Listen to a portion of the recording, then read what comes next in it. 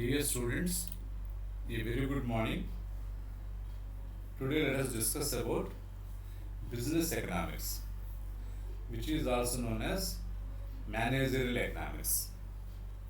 Let us discuss about its meaning, its nature, etc.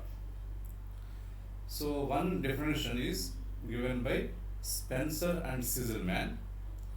According to them, the integration of economic theory with business practice for the purpose of facilitating decision making and forward planning by management. So this definition focuses on the integration of economic theory with business practice. So economics versus businesses. What is the benefit of this, or what are the goals? Decision making and forward planning. For the business management, very important functions are decision making and forward planning. So for these two goals or other goals, business economics is very much useful. Another definition is given by Brigham and Papas. According to them, the application of economic theory and methodology to business administration practice.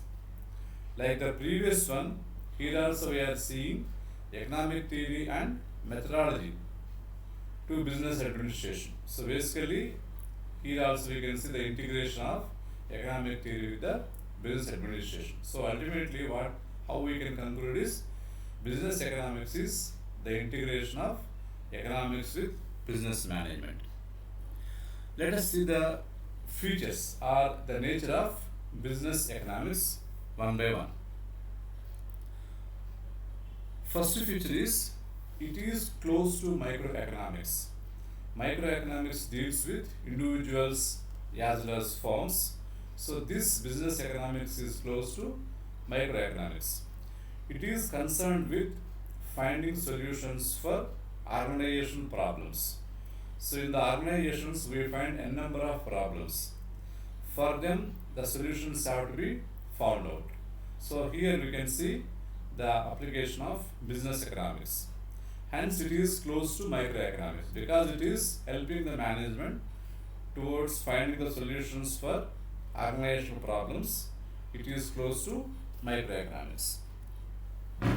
Next feature is it operates against the backdrop or background of macroeconomics. So without macroeconomics we cannot see microeconomics. So in the macroeconomics what all we can find? Inflation, industrial policies, monetary and credit policies, GDP, gross domestic product, money supply, tax system, etc. So all these influence the microeconomics, or all these influence the business economics. Next feature is it consists of normative statements. So we find normative statements in the business economics. Let us see a few such normative statements. One such statement is we ought to do more to help the poor. In other words, we should do a lot to help the poor. So we should, so that is normative statement.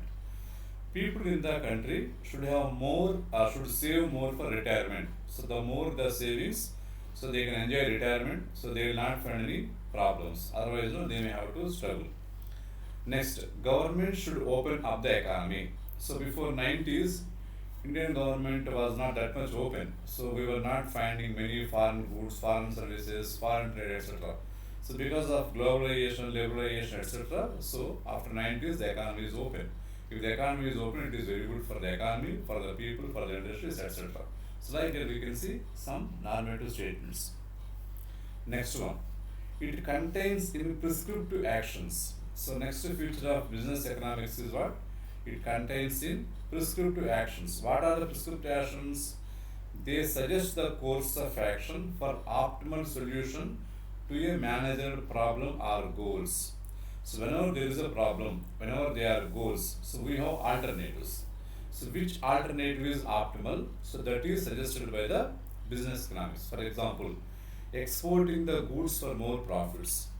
If the same goods are sold locally within the country, the companies may not get more profits. If they export to good countries, where the foreign exchange value is more, so they will get good profits. So like that we can see business economics contains in prescriptive actions. Next one, it is applied in nature. So application. So its applications include demand forecasting. So the very in the business, no, the very important thing is what they have to forecast the demand. So depending upon the demand forecasting, so they will plan for production, distribution, etc. Similarly, investment appraisal. So whenever anybody wants to appraise, I mean the investor, so they have to appraise how much is the investment, or what are the likely profits, will it be good, will it be bad. So in the long run, in the short run, so all such appraisal, all such assessment can be done using business economics. Similarly, security analysis. So whenever anybody wants to invest in shares, stocks, bonds, derivatives, etc., no, so they have to analyze. So for this analysis, again, business economics helps a lot. Next one, it offers a scope to evaluate each alternative. So in the decision making, very important thing is what? Identification of alternatives, evaluation of alternatives, and choosing the best alternative. So here we can see the support of business economics. It enables the managers to evaluate alternatives in terms of cost and benefits. For each alternative, what is the cost, what are the benefits? So wherever they find less cost and wherever they find more benefits, that is preferable. So like that we can see the support of business economics towards evaluation of alternatives. Next, it is interdisciplinary.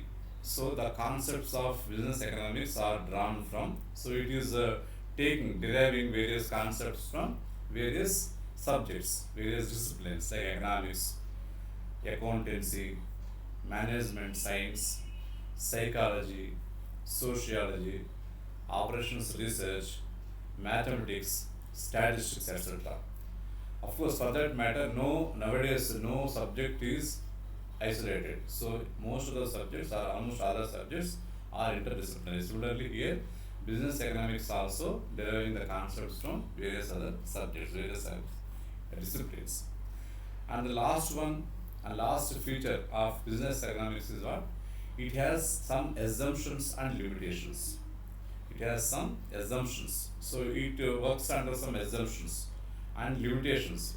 It has got its own limitations. The concepts and theories of business economics are based on certain assumptions and hence they are not valid universally. So they are not valid universal limitation. Why is it a limitation? Because the assumptions are the B is based on certain assumptions. If the assumptions are fulfilled, B is suitable. If assumptions are not fulfilled, B is not suitable or B is not applicable. So that's how you can see assumptions limitations of business economics. So thank you very much, dear students. If you have any doubts, you can ask. Otherwise, let us end the session for today. Thank you so much.